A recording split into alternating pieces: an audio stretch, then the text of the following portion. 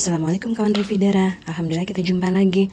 Ya, sekarang aku mau buat ini kawan, tumis kacang panjang, tempe dan telur orak-arik. Kalau gitu kalian tolong temani aku untuk membuatnya saja kawan. Cus lah, kita lanjut. Ini tadi aku udah mengiris 19 tangkai kacang panjang ya kawan, dan sudah aku potongin setengah papan tempe, juga 5 siung bawang putih, 11 siung bawang merah, 5 tangkai cabai merah keriting, serai, lengkuas, dan jahe karena aku kan pakai telur jadi biar tidak amis. Nah, ini aku udah memecahkan 3 butir telur ya kawan, dan telur ini aku selalu mencucinya terlebih dahulu kawan sebelum aku memakainya. Tapi saat aku ingin memakainya kawan, baru aku mencucinya, dan jadi dibersihkan dari darah-darah yang ada atau dari pup ya hewan ayamnya itu. Tapi saat sebelum memakainya sih aku tidak mencucinya, karena yang aku tahu dari suami aku itu kan dia pernah kerja di pakan ternak ya.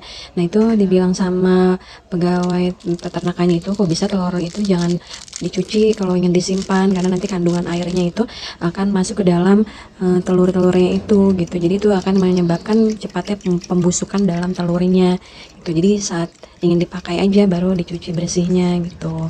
Ya, aku tuh selalu melakukan hal seperti itu gitu. Jadi kalau saat ada cangkang telur yang jatuh pun aku nggak akan ngerasa khawatir telur aku kotor gitu. Ya, aku juga menggoreng tempe yang terlebih dahulu ya kawan, sampai warnanya agak kecoklatan, lalu nanti kita angkat.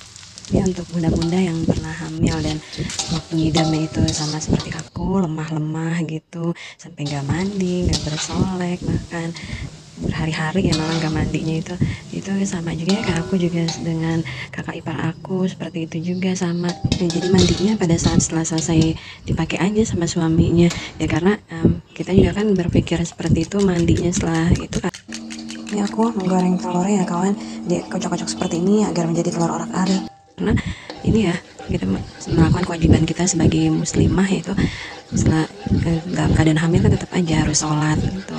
Jadi kita harus tetap suci kan, makanya mau nggak mau sebenarnya bisa aja sih nggak usah mandi walaupun sudah melakukan hubungan dengan suami gitu. Tapi karena kita memikirkan kewajiban kita sebagai seorang muslimah untuk sholat 5 waktu, ya kita mau nggak mau harus membersihkan diri kita dengan mandi gitu. Karena kan tahu sendiri ya kawan, pasti sholat itu kan wajibnya ya. Jika kita tidak bisa sholat sambil berdiri ya kita harus duduk tidak bisa harus berbaring, dan dikasih rukhsahnya lagi jika berbaringnya tidak bisa memakai isyarat. Setelah telurnya sudah menjadi telur orak-arik, lalu kita angkat dan saatnya kita menumis bawang putih dan bawang merah yang sudah kita iris kasar ya kawan. Juga kita masukkan irisan cabai dan serai dan lengkuas, juga bawang bombay, dan kita tambahkan 150 ml air, setengah sendok teh gula pasir, 1 sendok teh garam, setengah sendok teh kaldu bubuk. Bahkan jika memakai isyarat sudah tidak bisa ya, kita harus dengan artinya sudah meninggal ya, kalau sudah meninggal tetap harus. Lalu tambahkan 1 sendok teh minyak wijen, 3 sendok makan saus tiram, lalu aduk kembali. Akan sholat, bukan kita yang sholat sih, tapi disolatkan oleh saudara-saudara kita yang muslim dan muslimah. Tetap harus sholat ya, kewajiban sholat itu sampai seperti itu. Setelah airnya mendidih, lalu kita masukkan irisan kacang panjang. Walaupun hamil selemah-lemahnya bagaimanapun ya, saat ngidam selemah-lemahnya bagaimanapun ya, tetap kita harus melaksanakan ya sholat, kewajiban kita itu sebagai seorang muslim dan muslimah. Tapi bisa jadi itu juga mungkin kehendak Allah ya, harus seperti itu. Karena ini contohnya seperti cerita kakak ipar aku yang ya anak pertama kedua. Setelah kacang panjangnya agak layu, lalu kita masukkan orak-arik telur dan tempenya ya kawan. Lalu kita aduk-aduk kembali hingga tercampur rata agar bumbunya menyerap ke dalam tempe dan telurnya juga. Benar-benar betres sama sekali, sama kayak aku. Kalau aku malah sampai anak keempat juga seperti itu. Nah, cuma kalau untuk anak ketiga, keempat, dan kelima tuh kakak ipar aku maksain banget. Dia maksain banget untuk usaha laundrynya dia maupun usaha cateringnya ya, karena waktu yang hamil anak ketiga itu kan dia juga kena musibah ya. Itu musibahnya rumahnya sampai kebakaran. Setelah semuanya tercampur rata, lalu bisa kita angkat dan siap untuk disajikan kawan. Jadi semuanya itu habis dilalap si jago merah ya, rumah ya, kendaraan roda 2 maupun kendaraan roda 4-nya itu. Jadi dia itu benar-benar setelah itu yang harus benar-benar ekstra ya untuk berjuang dalam hal materi gitu. Tapi ya dia juga ingin sekali untuk mempunyai anak lagi gitu, dan pengennya sih dia nggak cuma 2 gitu anaknya, karena dia kan cuma 2 bersaudara dengan suami aku, dan dia tuh pengennya punya anaknya banyak gitu, lebih dari 2. Tapi pada saat hamil anak ketiga, keempat dan kelima dia memaksakan nggak bed rest lagi.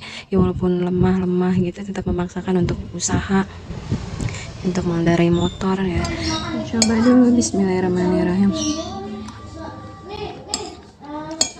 Udah ada protein hewaninya, protein nabati, protein hewani, dan vitamin dari sayurannya ya.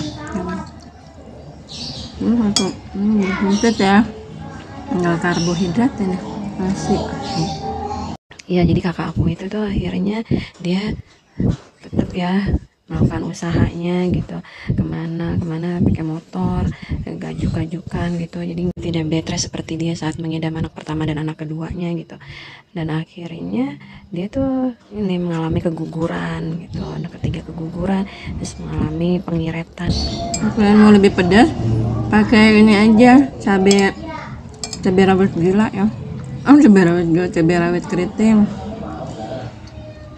Biar lebih pedas, kalian tambahin aja cabai rawit keriting. Kok cabai ini aja sih kurang pedas kan, jadi harus dikiret kalau keguguran.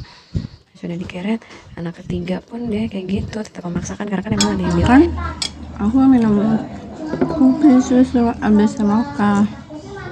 Dan untuk masakannya dicoba ya. Nah, jika aku bisa membuatnya, kalian semua pasti bisa membuatnya. Yeay.